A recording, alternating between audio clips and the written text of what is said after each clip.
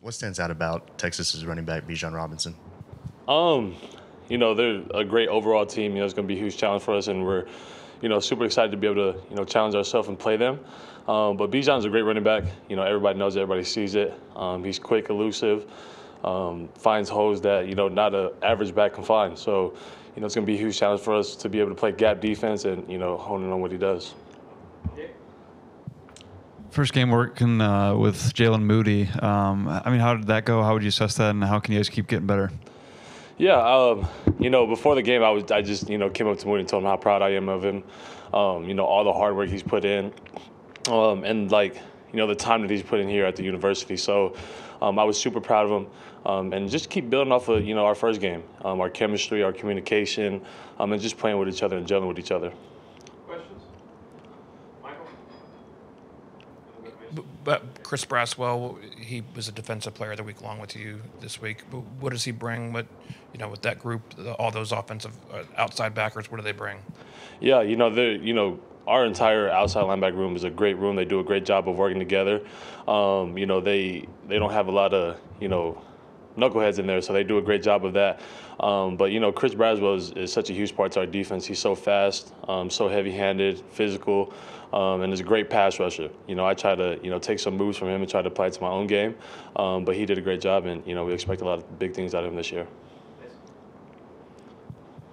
One of the more interesting positions is the cornerback room, considering with Terry Arnold, Khalid McKinstry, Eli Ricks, and Kyrie Jackson. Just how did you think they played on Saturday, and what do you expect for them going forward?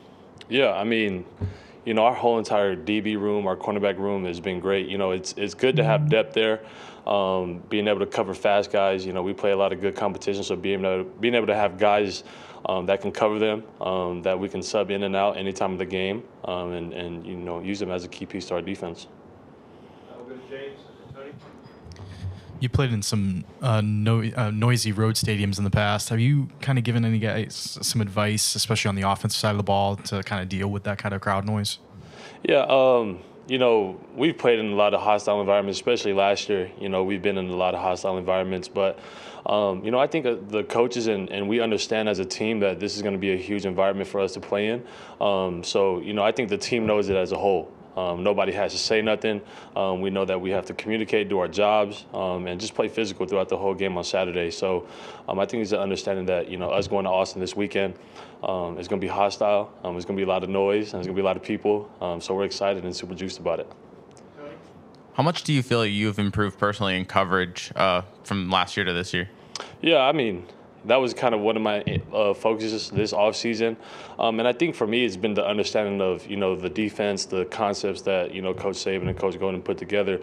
So that part of my game has been huge. So I think that's been one area that I think I've improved in. It was just one game. So definitely got a lot more games to prove, my coverage abilities. So I'm super excited and look forward to, proving that throughout the season.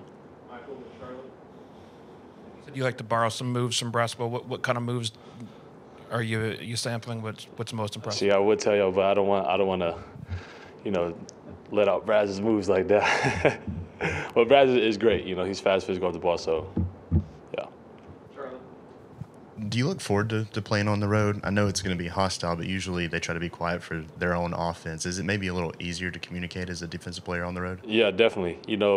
When we're home, we can hardly hear anything because our crowd's going so crazy to, mess up their offense. But, it's always exciting to go on the road, to be able to play in somebody's turf field and being able to, try to get a win from them and try to shut them out as much as you can and play as hard and physical as you can and, obviously come out with a win. So super excited about that.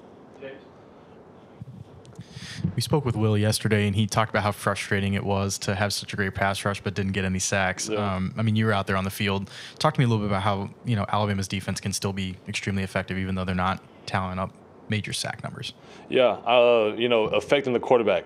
So that's kind of one of the huge things that we focus on as a defense, whether it be getting our hands up, making him throw a pass that, he doesn't want to throw, or affecting his vision. So I know our guys wanted a sack so bad. We all wanted one. But, affecting the quarterback every single play, trying to make him nervous, get him off the spot, is kind of something that we harp on. So, I know those guys were urgent for one, but being able to have guys like that, rush into him makes it easy for us guys on the back end to be able to cover them for longer and play the pass concepts that they have.